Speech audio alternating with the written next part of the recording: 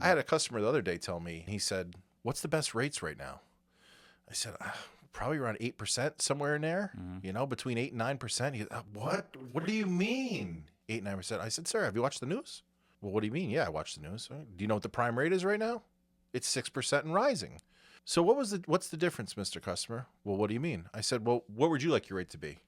3%. Well, that's not feasible right now. But let me explain something to you, Mr. Customer. Right.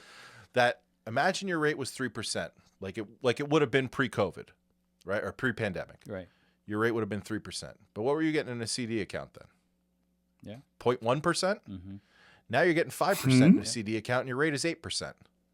So Exactly. it's 3%. Right.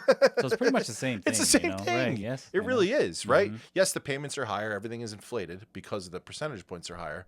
But if you took that money, and I'm no financial advisor, but I can tell you if a CD account's paying me 5% right now, and I'm getting my money at 8%, there's that same 3% delta. Right. Yeah, exactly. So, and again, it's the way of, how you explain things to people and break it down. And I broke it down for him like that. Then I showed him. And I sat down and we worked it out on a piece of paper. And I said, listen, this is what you would pay if you were at 3%, which we all know is fictitious right now, including yourself, Right. which he agreed on. And this is what it would be if it was at 8%. Right. And it's not that far off.